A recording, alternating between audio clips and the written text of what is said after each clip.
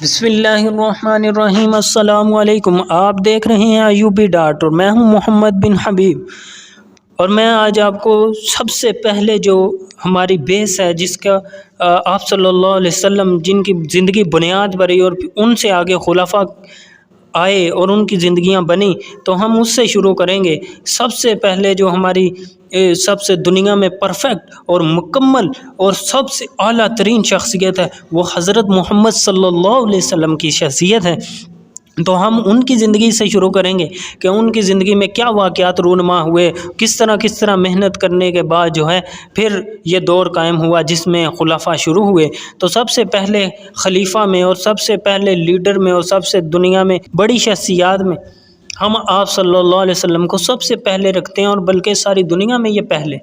تو چلیے شروع کرتے ہیں۔ آپ صلی اللہ علیہ وسلم نے جب نبوت کی دعوت شروع کی تو سب سے پہلے مکہ کے اندر آپ کی محنت تھی، اور آپ صلی اللہ علیہ وسلم 13 سال مکہ کے اندر اللہ کا پیغام کھول کھول کر پہنچایا، ہر ایک بندے تک پہنچایا۔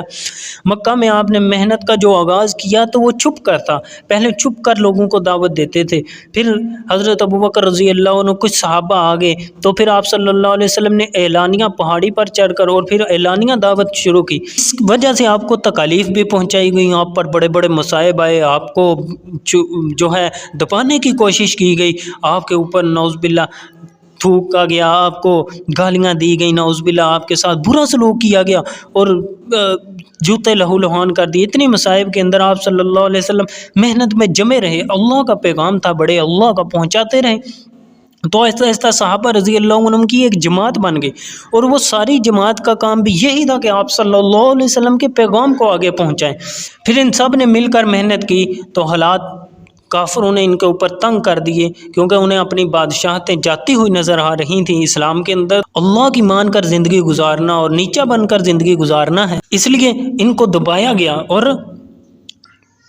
آپ صلی اللہ علیہ وسلم نے جو صحابہ تھے کچھ ان کو ہجرت کی اجازت دی، اس لیے وہ ہجرت کر کے حبشہ کے اندر چلے گئے۔ وہاں ایک نرم دل بادشاہ تھا، اس نے ان کا بڑے اچھے سے استقبال کیا، تو اس وجہ سے کچھ صحابہ رضی اللہ عنہ وہاں رہنا شروع ہو گئے، اور پھر کچھ واپس آ گئے، اور آہستہ آہستہ کفار کے بڑے بڑے برج جو ہے وہ گرنا شروع ہو گئے، اور اسلام میں داخل ہونا شروع ہو گئے، اور پھر اس طرح زندگی گزرتی گئی، آگے بڑھتی گئی۔ اللہ کے نبی کی محنت بھی دن کی بھی رات کی بھی بڑھتی گئی اللہ کے سامنے، اور دین کو لوگوں میں پھرنے کی۔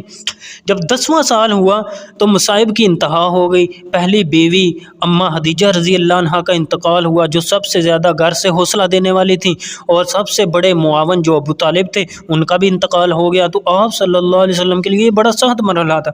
کفار نے اور جینا تنگ کیا، تو آپ صلی اللہ علیہ وسلم یہاں سے طائف چلے گئے، تاکہ طائف والے لوگوں میں اس کام کو کریں، تاکہ وہ اگر اسلام لے آئیں تو ایک مضبوط جماعت ہو جائے گی، آسانی آج مرحلہ آج۔ لیکن انہوں نے تو اس سے زیادہ تکلیفیں پہنچائی، جوتے لہو لہان کر دیے، میلوں پتھر مارے۔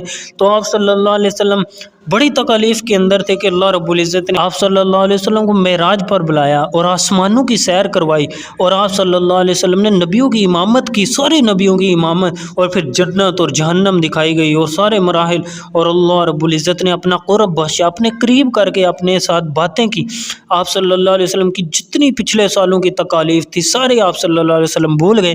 مدینہ والے کو اللہ رب العزت، اور بھی کتنی بستیاں تھیں لیکن اللہ نے مدینہ والوں کو چنا۔ مدینہ والے کچھ لوگ آئے، حج کا زمانہ تھا اس وقت، ابراہیم علیہ السلام کا حج جو تھا وہ صحیح طرح سے تو نہیں ہوتا تھا، لیکن حج کرتے تھے لوگ، حج کے لیے آئے، تو آپ صلی اللہ علیہ وسلم نے انہیں بھی دعوت دی، کیونکہ ایک ایک کو دعوت دیتے تو انہوں نے اسلام کو قبول کر لیا اور بیعت ہو کر چلے گئے۔ پھر اگلی بیعت، اسے بیعت عقبہ اولیٰ کہتے ہیں، پھر بیعت عقبہ ثانیہ اگلے سال ہوئی، تو پھر انہوں نے یہ وعدہ بھی کیا کہ آپ ہمارے پاس آ جائیں۔ تو آپ صلی اللہ علیہ وسلم کے خلاف کفار نے دارالندوہ کے اندر یہ مشورہ کیا کہ کس طرح آپ صلی اللہ علیہ وسلم کو نعوذ باللہ شہید کر دیا جائے، تاکہ یہ معاملہ ختم ہو جائے یہاں ہی، ورنہ ہمارا بڑا نقصان ہوگا۔ پھر آپ صلی اللہ علیہ وسلم کو مکہ چھوڑنا تو بڑا دشوار تھا، لیکن اللہ کا حکم آ گیا، مدینہ والوں نے آپ صلی اللہ علیہ وسلم کے ساتھ محبت کی اور آپ کے ساتھ عہد کیا کہ ہم آپ کو سنبھالیں گے۔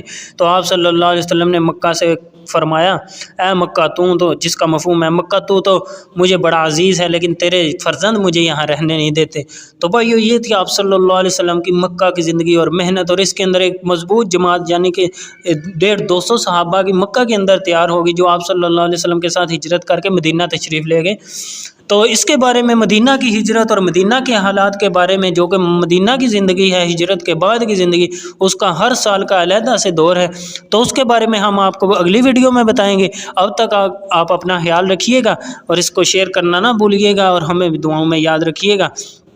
تو اجازت دیں اپنی دعاؤں کے اندر۔ اللہ حافظ، جزاک اللہ، السلام علیکم۔